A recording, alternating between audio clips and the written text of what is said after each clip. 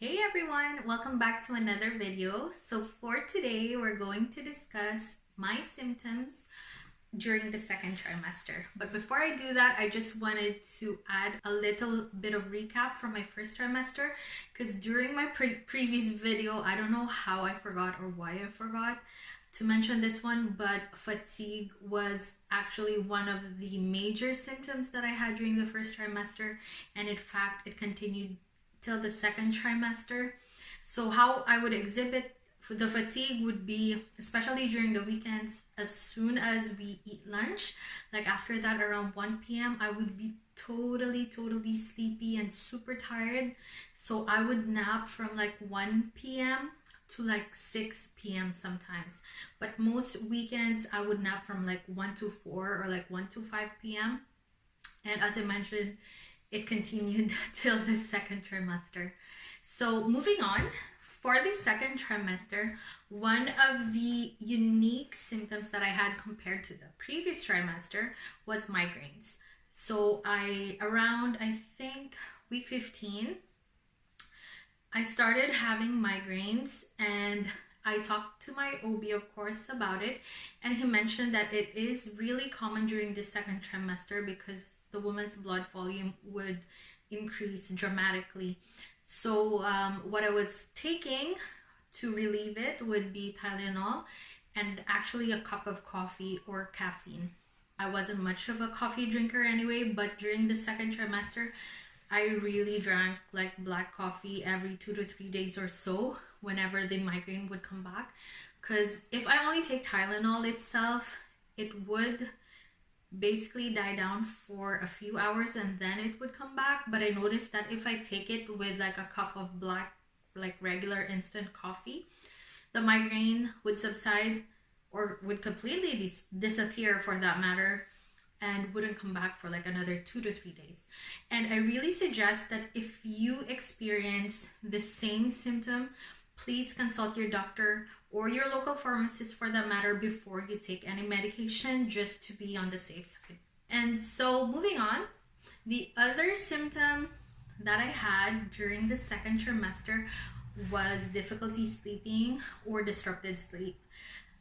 This was the time when I would start waking up at night to pee, and it usually happens like every 2 to 3 hours. What I would think actually is that the peeing at night is kind of like a practice for us ladies to wake up every 2 to 3 hours anyway to feed the baby. So kind of a training in a sense, I guess.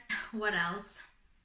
The other symptom that I had during the second trimester, which is, I don't think it's actually a symptom, but it's kind of a development during the pregnancy, was I started feeling baby kicks. So it was such a great feeling and a sense of relief in a way when I started to feel baby's flutters. Actually, I started noticing it towards the end of the first trimester, but it became much more regular during the second trimester, wherein I could describe the feeling as if like a tiny fish is swimming. I don't know if it makes sense, but it felt like a tiny fish was swimming inside my belly. That's the most, I guess, accurate but weird way for me to describe it. The important event that happened during the second trimester is, of course, the 20-week scan. And thankfully, even with the pandemic, during that time, my husband was still allowed to go with me at the hospital to do the scan. So we went there together and we stayed for like an hour actually, because the technician could not take a proper profile of the baby. And no matter what I did, they asked me to pee, they asked me to move around, like the baby wouldn't budge. So what we did was to just finally end it after an hour, but the tech was able to take the other important like pictures anyway. It was such a nice experience and a nice feeling to see like the hands, the feet, and the heart beating, of course. It's such an amazing experience, and for me, it was a really big milestone to have reached that 20-week mark and to see the baby growing from the last scan, which was, I think, around the 11th week mark. So we haven't seen the baby for a long while, and that was such an amazing experience. That's all I could say about it. And the other milestone that we had during the second trimester was to reach the week of viability, which is during week 24, wherein if something ever happened, knock on wood, to the baby that we had to do, or if we go to preterm labor, or if we had to do an early delivery, that there's a likelihood of the baby surviving outside the womb.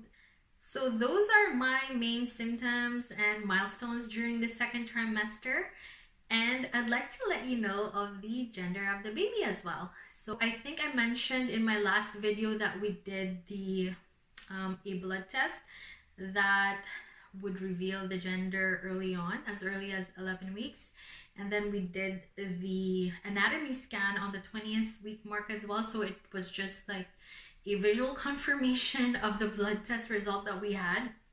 And I'm so happy to announce that we're having a baby boy. So our baby doesn't have a name yet at this point, but we're super excited. We're so happy. Anyway, I didn't have any preference to, like, in terms of gender, so I was just so happy that, you know, baby is healthy, baby's doing well so far, and we hope that it continues that way. So yeah, basically my next update would be, I think I'm gonna do a baby haul, or like a haul for the stuff that we got so far for the baby, the stuff that we received from family and friends, and then we're gonna do our hospital bag as well, and some updates for my third trimester. So I thank you so much, guys, for watching. Thank you for your continued support, and I hope everyone's doing well despite the pandemic, and I hope you guys continue to stay safe,